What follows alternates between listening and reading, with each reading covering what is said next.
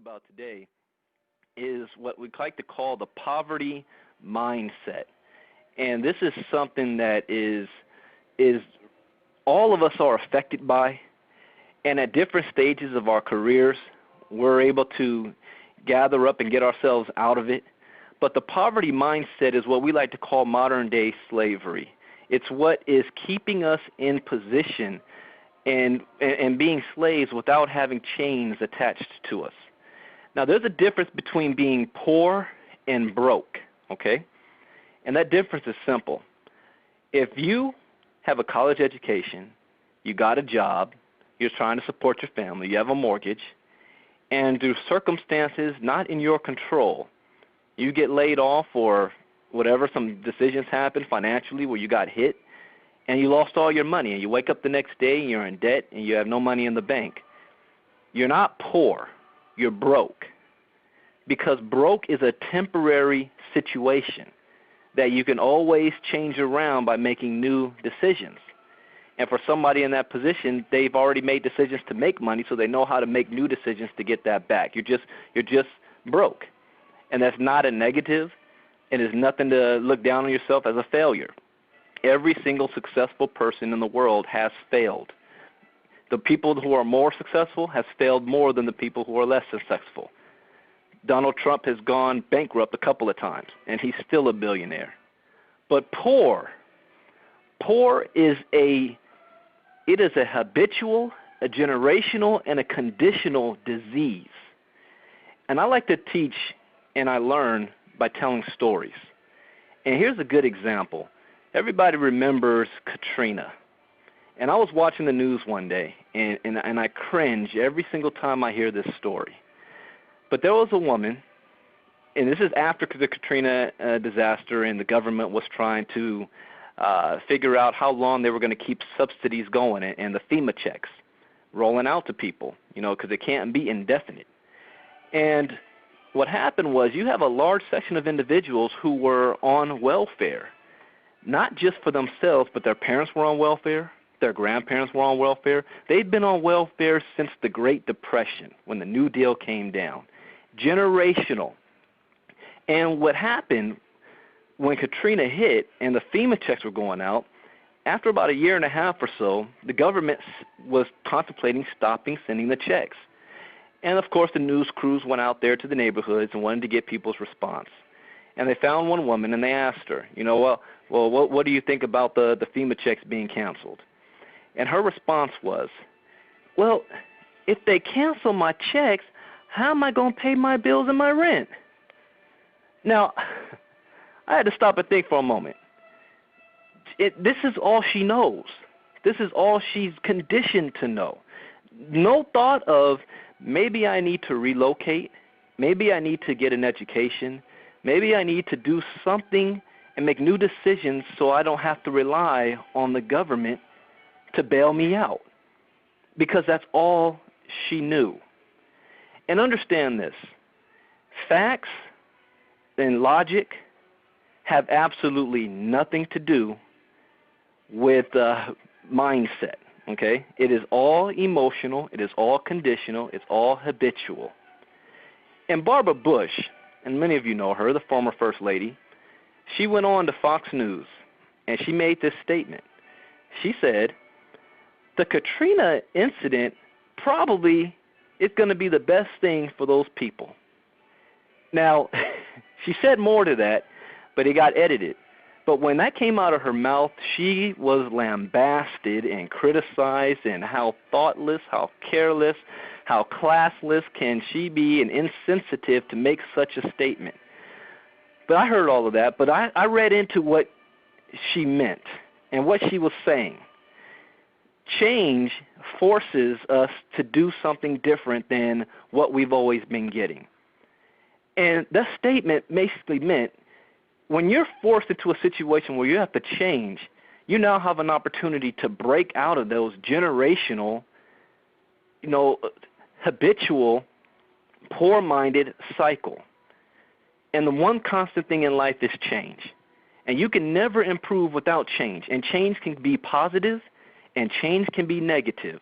But how you react to that change will make all the difference.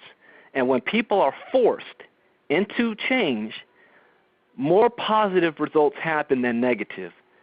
The Great Depression, which was considered a negative event on American society, created the most millionaires and billionaires in any other time in history, because people were forced out of their habitual habits of an assembly line type of job or on the farms into learning new ways to bring an income into their household. They were forced. They had no choice. The same thing is taking place today with what they call the greatest recession since the Great Depression. People are forced out of their jobs, out of their comfort zone, out of their security, and they're forced to have to make new decisions and be creative and think of new ways to be successful. So for the individuals who take advantage of that, they will prosper the most. Now here's one thing that I got from Success Systems for Life. And here's a parable that Fred Fitz wrote. It said, the eagle and the jellyfish are said to be composed of the same kind of cells, but one is spineless and backboneless and without stability. He drifts with the tide. The other soars to the most sublime heights, seemingly effortless, but with great strength and purpose. Which will you be? And when I read that, that really hit home to me because it's something my father said. My father attended business school at USC, and he attended Cal State Dominguez Hills, and he was born and raised in Compton, California during a time of the city which was the poorest division in the city. And out of him and all of his neighbors and friends growing up, he became successful. And what's the difference? They both came from the same environment. They all came from the same upbringing, the neighborhood. They all knew each other. They all went to the same high school. And they all made of the same stuff. But my father made a decision. And he made a decision that said, you know what, I'm not going to be poor. I'm going to be successful. And he acted on those decisions. But he first made a definition of himself. He defined his purpose at a very early age that he was going to be somebody. Most people never do this. They are rolling with the tides. You ask them, what's your purpose in life? I'll raise my kids and, enjoy Monday Night Football. I just pay the bills. Most people do not have a definite purpose in life. So all of you, what you must do, and you must put this down on paper, and you must define it clearly. What is your purpose? What is it that you want to gain out of life? At the end of your life, you're able to look at your resume. What do you want to have down on there that you've accomplished? And you want to have a burning desire to make that happen. And once you do that, because that burning desire is an emotional response, it will separate you from everyone else that is made of the same stuff as you. This is very important. But to really also break out of this generational poverty mindset, and that it's caused by some of it is your environment, your upbringing, but you also must understand that this is something that you're going to have to need to really think long on about what it is that you want out of life, and by doing so, you're able to divine your purpose, and you're also able to really put a plan in place on how to achieve your goals and your desires. So one thing is here, a poverty mindset. So one thing when you're dealing with an individual that has a poverty mindset, you want to make sure that after you have your goals and everything down, now what you want to achieve out of life, then you must take action into making that happen. And so it comes down to who are you listening to? You already know you were listening to your parents, you were listening to your schools, and here's a good example of make sure you listen to the right person. Like I said, I like to talk in stories. When I was in school at Morehouse College, I had a business professor, and I was a business major, and I wanted to be like my dad. My dad was in business. I wanted to be a business major as well. And I'm sitting there listening to the professor, and he's going over all of these macro and micro economics and charts and figures, and what things you need to do to have $1 million and $1 billion business. And I'm sitting there intrigued by it all and fascinated, and I'm thinking to myself, wow, this guy, he knows a lot. He knows all of the concepts, all of the steps it takes to start your company and become a millionaire. And I asked him afterwards, I said, this guy must be a millionaire. He must have successful businesses all over the place. And so I asked him, I said, so what success have you had? Can you give us examples of things that you have done that back up what you're saying? Well, then he talked about his backing in school, what his degrees, his PhD, where he studied. Oh, okay, that's fine. So after that, now that you have all that information and you put it into use, what companies did you start? What board of directors do you sit on? None. I haven't started any companies. Okay, well, what other people have you advised and you consulted on? You got a consulting fee for whatever, for giving them these great ideas for building their business. Well, no, I don't have any of that. I'm a teacher. My job is to teach you these steps, to lead you to become successful. And I asked, that's an oxymoron. How can you lead if you haven't been there? How can you tell us how to be successful if you've never been a success? And I wasn't very popular by asking that question, and subsequently I've changed programs from business to political science. So now that I'm in the political science arena, I had a chance to work in Washington, D.C. for a Congressman Jose Serrano from the Bronx. And I had an opportunity to have lunch with Congressman Patrick Kennedy. He was Ted Kennedy's son.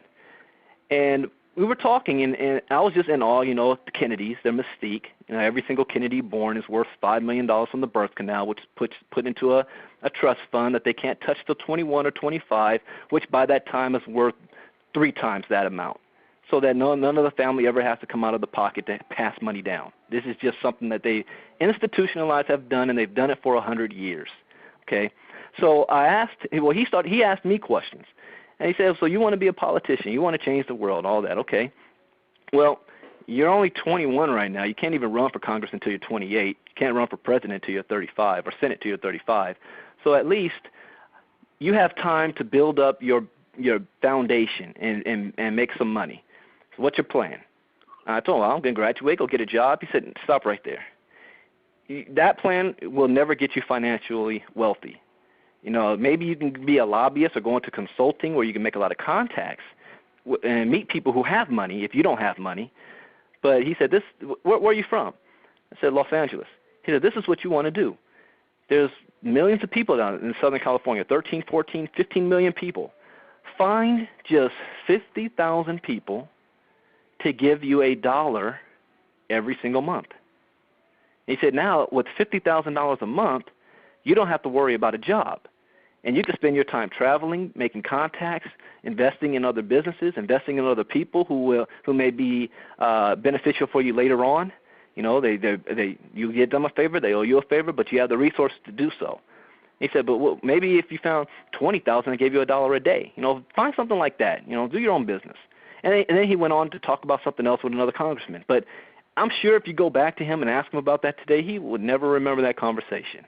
But I did, and this is before I saw network marketing. And I understood that concept, and it shed light onto, wow, I never heard of anything like that before. He gave me more wisdom in a lunch hour conversation than 4 years of business at Morehouse College about how to be wealthy. I never forget that. And taking that knowledge is what led me into network marketing. But it's the mindset of breaking that poverty cycle. And you have to understand, who are you listening to first and foremost? So if you've made the decision, on another weekend I'm going to go over, there's 4 key things as far as thought process, 4 steps. One is the unconscious unknowing, then the conscious unknowing, then the conscious knowing, and then the unconscious knowing. And most of us are in that first stage of unconscious unknowing. We don't know that we don't know. That's poverty mindset. We have no clue. But once we once we have been enlightened, once we have the door has been opened to a complete another way, now we are conscious that we don't know anything. Now we know we don't know anything.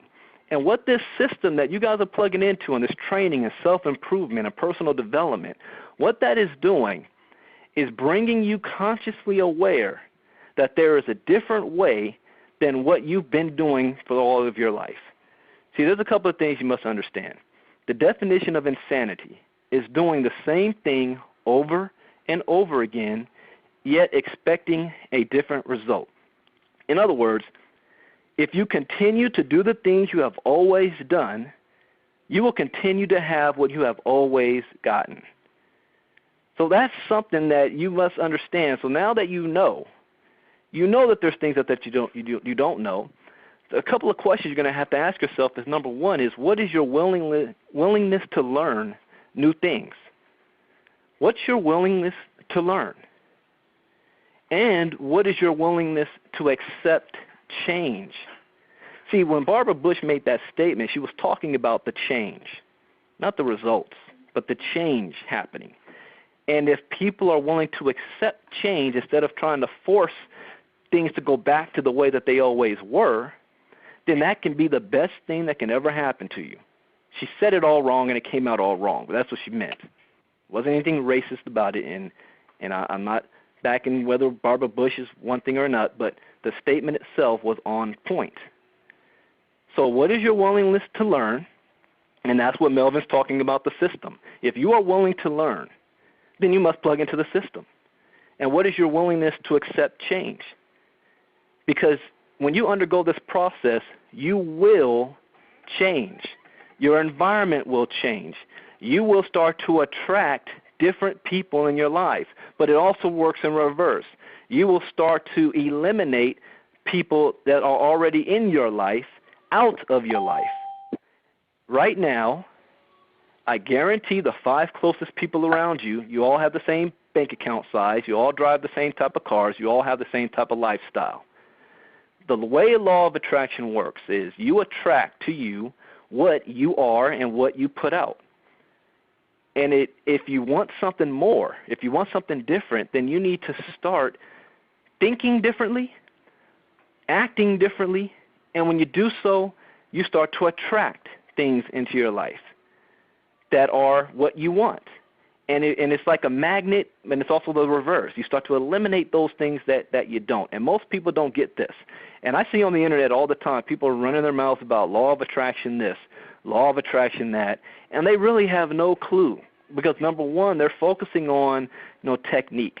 These are the things that you have to do. When it's more about an emotional feeling, an emotional desire for what you want. It's not all about the how am I going to make it happen, but it's what it is that you want. You have it clearly defined. You think about it all the time. Earl Nightingale, Napoleon Hill both made statements about you. What you think about, you become most of the time, or thoughts are things. But you don't have to understand the law of attraction because all of you are already doing it anyway. What you have in your life right now, you attract it to you. It also works negatively.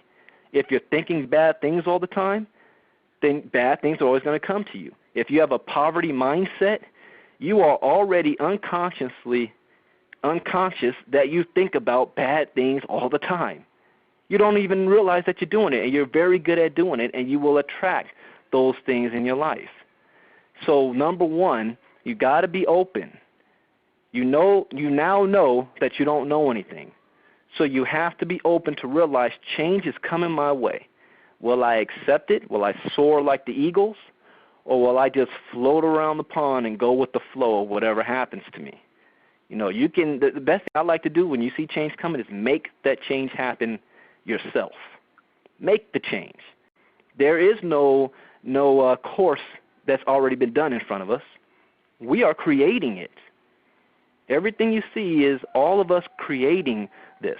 And we already know what our goal is and what we want to happen. We're going to have 100,000 people in this company. That's our goal. Now we are making it happen. But if we don't state that goal, we may end up with 2,000.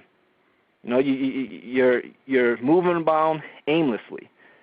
But to go back to the poverty mindset, to overcome this as well, because now you know, and you may think to yourself, I don't have a poverty mindset. Well, are you wealthy? No, you have a poverty mindset. And like I said, it's not negative against you. It's just where you are right now. And how to change that is also you need to be studious readers. You must read, read, read. There's a reason, you go back to before the Civil War, why reading was banned. Slaves were not allowed to read because reading gave them ideas. Reading helped them to realize there's more than what they already are and what they have. Now that reading is not illegal, people don't read. Most adults, and after they get out of school, never pick up a book outside of a magazine article or the next Martha Stewart type book, anything like that, but they don't read. We always suggest more books to read, and you always want to read constantly. You don't have to sit down and read for 3 or 4 hours, 30 minutes a day. Pick up something and read it. Listen to tapes. Listen to audio tapes. You know, I just got a brand new Evo, and it's got 8 gigabytes of memory. And I just downloaded that sucker with about 7 gigabytes of memory and 1 gigabyte of music. So people, you know, when they see me walking around with the headphones in my ear, they think I'm listening to music, and I'm not. I'm listening to audio tapes. I'm listening to motivational speakers. I'm listening to ways of learning ideas on how to better myself. And what happens is, you know, Melvin said I'm a master at the self-attraction. Not a master. I'm learning. I'm always wanting to learn more, but it's easier to attract people that's like-minded to you, and it's starting to come easier. It's not easy, but it's easier.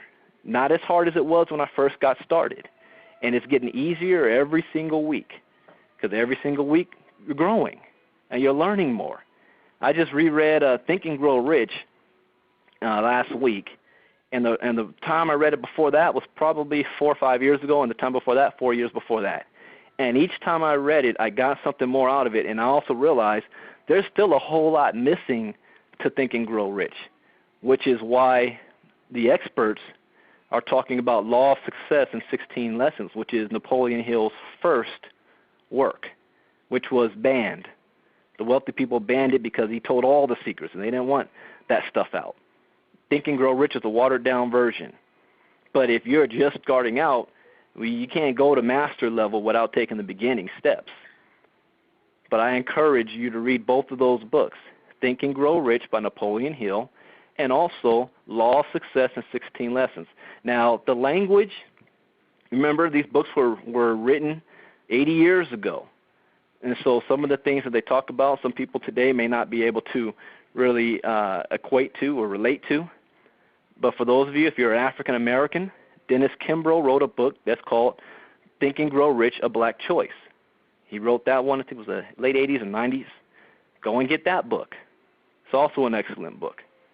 Get How to Win Friends and Influence People by Dale Carnegie. Because you're in this relationship business, you are going to be attracting people to you. So here's a way to learn how to be a better person yourself, to not to go out there and find people, but you will be attracting people. So you want people to start coming up to you. Hey, what is it? What are you doing? How can I be a part of that? You know, I want to learn more about it. As I recruit, I never talk about my business. I always ask people questions about what it is that they want out of life. And that way I'm able to rate where they are on that poverty scale, if they're big thinkers or not. So these are the things that you want to be able to do to better yourself first. You cannot recruit other people who have a poor mindset and a poverty mindset until you eliminate yours. It's just not going to work. So I hope that this was great information for you guys to really go on. I'm looking at my notes here, and there's a whole day's worth of stuff to go over. And I just wanted to give you just a simple, basic breakdown, and I'm going to end with this. You're out there recruiting, and you're going to be dealing with people who may even come off as successful. but they're listening to the wrong people, and they still have a poverty mindset.